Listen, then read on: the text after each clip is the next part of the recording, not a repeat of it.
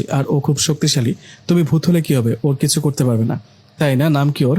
নাম শুনে আর কি করবা? বললাম না ওর কিচ্ছু করতে পারবে না, ওর নাম আকাশ। ওকে একটু ওয়েট করো। এই বলে বাতাসে মিলে গেল ভূত। কিছুক্ষণ পর আবার চলে আসলো। ভূত এসে মিমকে বলল, বের করছি ওর ভালোবাসা। ও তোমাকে ভালোবাসে তাই না? ওকে এমন ভয় দেখিয়েছি আর এমন থাপ্পড় মেরেছি 2 দিন আর জ্ঞান ফিরবে না ওর। সত্যি ওকে মেরেছো? হ্যাঁ সত্যি মেরেছি। ওয়াও ডিঙ্কা চিকা, উফ, শুনে খুব খুশি হলাম। এই বলে ভূতের সামনে উড়াধুরা নাচতে শুরু করলো মিম। মিমের নাচ দেখে ভূত অবাক হয়ে বলল, আরে আরে কি হলো? তোমাকে নাকি আকাশ ভালোবাসে, তুমিও নাকি ওকে ভালোবাসো, ওকে মেরেছি তাতে খুশিতে নাচছো কেন? আরে কিসের ভালোবাসা? তোমাকে মিথ্যা বলেছি, আকাশ আমাকে ডিস্টার্ব করে, আমি ওকে ভালোবাসি না, তাই তোমাকে দিয়ে মায়ের খাওয়ালাম ওকে। ভূত বলল, হায় রে, মিথ্যা বলে একটা ছেলেকে ভয় দেখালে। তোমার মাথায় সমস্যা আছে। তোমার এখানে থাকলে ভূত হয়েও আমি পাগল হয়ে যাব। থাকো তুমি, আমি চললাম। আরে একটু শোনো, থামো। মিমের কথায় ভূত বললেন, কি হলো বলো? তখনই মিম এক লাফ দিয়ে দড়ি দিয়ে ভূতের পা বেঁধে ফেললেন আর দড়ির আরেক মাথা ওর নিজের পায়ে বাঁধলেন। বেঁধে মিম বললেন, এবার দেখি কি করে যাও, এখন গেলে আমাকে নিয়ে যেতে হবে। এবার তো আমি আকাশে উড়ব।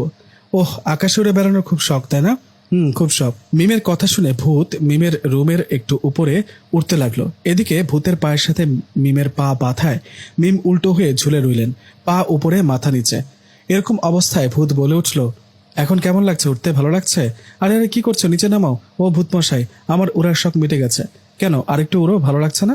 আরে তাড়াতাড়ি নামাও, আমার ভুল হয়ে গেছে। না, নামাবো না, প্লিজ ভাই নামাও। আমি কি তোমার ভাই? তুমি আমার নানা, দাদা, স্বামী, বয়ফ্রেন্ড সব, দয়া করে নিচে নামাও। উল্টো হয়ে থাকলে আর কতক্ষণ ঝুলবো বলো? এদিকে এই অবস্থায় হঠাৎ করে মিমের মা মিমের রুমে চলে আসে। এসে একটা চিৎকার দিয়ে বলে, মিম, কি করছি সেটা পরে বলছি, আগে আমাকে নিচে নামাও।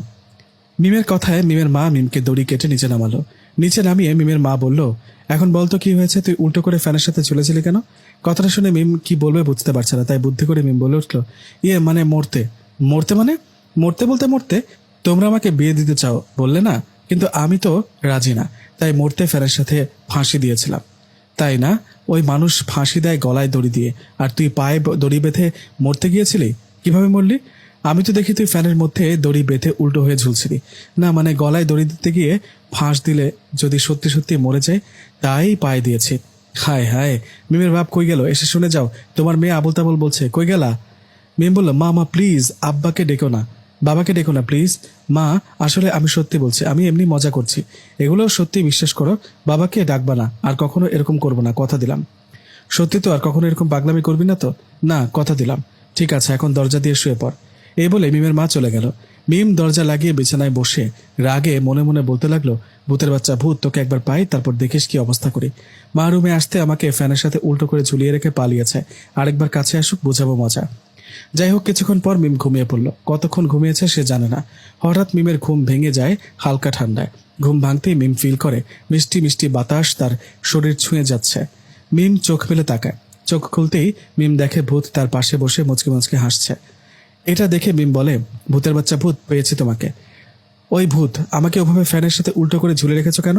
তোমার জন্য মা আমাকে কতগুলো বকা দিয়েছে। এখন কোথায় যাবা? এখন তোমার চুল টেনে ছিঁড়ে ফেলবো, নাক টেনে লম্বা করব। তাই নাকি? আমার চুল আর নাক টেনে লম্বা করার আগে তুমি দেখো তুমি কোথায়।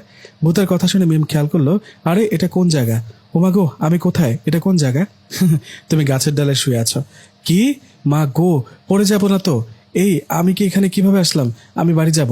আরে ভয় পেও না, আমি তোমাকে আমার রাজ্যে নিয়ে আসছি, ভয় পেও না, তোমাকে আবার রেখে আসবো। কি? আমি ভূতের রাজ্যে কখন এলাম, কিভাবে এলাম? তোমাকে ঘুমের মাঝে নিয়ে আসছি। এখন তুমি বিশাল একটা গাছের ডালে বসে আছো। এটা 200-300 বছরের পুরনো গাছ। ও ভূত, আমাকে ঘুমের মাঝে নিয়ে আসছো কেন? আমাকে বলে নিয়ে আসতা, উড়ে উড়ে আসতাম। হায় রে, তোমার উড়ার শখ এখনো মেটেনি তাই না? না, মেটেনি। আমি ভূতের রাজ্যে। আচ্ছা, আমাকে গাছ থেকে নিচে নামাও, তোমাদের রাজ্যটা একটু ঘুরে দেখি, বাকি ভূতগুলোর সাথে আলাপ করি, গল্প করি।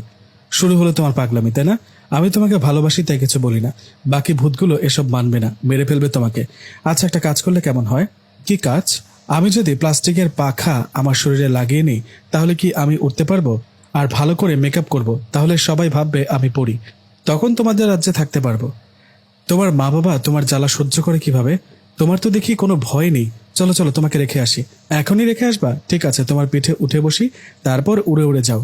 তোমাকে এখানে এনে কি যে ভুল করেছি, ভূত হয়ে তোমার জ্বালা সহ্য করতে পারছি না। কই, আমি তোমাকে জ্বালালাম? ওই ওই ওইদিকে দেখো, একটা ভূত কি জানি খাচ্ছে। কোনো পশু টশু হবে, তাই না? ওকে দেখে তোমার ভয় হচ্ছে না?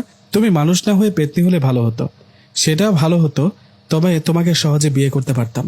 অনেক হয়েছে, চলো তোমাকে রেখে আসি। না, আমি যাব না, আমার গলা শুকিয়ে গেছে, কিছু খেতে দাও। ওহ আচ্ছা তাই, ওয়েট করো। এই বলে 1 মিনিটের জন্য বাতাসে মিলে গেল, আবার তাড়াতাড়ি চলে আসলো। এসে মিমের হাতে একটা বোতল দিয়ে বলল, নাও এটা খাও। ভূতের কথায় মিম বোতলটা নিয়ে সেটার ভিতরে থাকা পানি খেয়ে নিল। পানিটা খাবার পর বলল, বাহ দারুণ খেতে। কি এটা, মিষ্টি লাগে। গরুর মুত। কি? গরুর মুতের সাথে চিনি আর সুগন্ধি মিশিয়ে দিয়েছি। ওয়াক্থু, ছি ছি, সেটা কি খেলাম? শেষমেশ কিনা গরুর মুত। শালা ভূতের বাচ্চা, আজকে তোর রাজ্যে তোকেই মার খাওয়াবো। এই বলে মিম চিৎকার দিয়ে বলতে লাগলো, কে কোথায় আছো, আমাকে বাঁচাও। এই ভূতটা আমাকে জোর করে ধরে আনছে রেপ করার জন্য, কেউ বাঁচাও, আমাকে মেরে ফেলবে। চিৎকার করো দেখি কে আসে। এটা তোমাদের পৃথিবী পাওনি যে হুদাই চিৎকার দিলে লোকজন এসে জড়ো হবে। দাও চিৎকার দাও। আমাকে মেরে ফেললো, কেউ কি নেই এখানে? ভূত বলল, এই চুপ। ওটা গরুর মুখ ছিল না, ওটা মিষ্টি পানি, সুগন্ধি লাগানো ছিল। ওহ তাই বলো? তাই তো বলি আমার রোমান্টিক ভূতটা আমাকে উল্টোপাল্টা কিছু খাওয়াতেই পারে না। অনেক হয়েছে, দেখি তোমার কপালটা।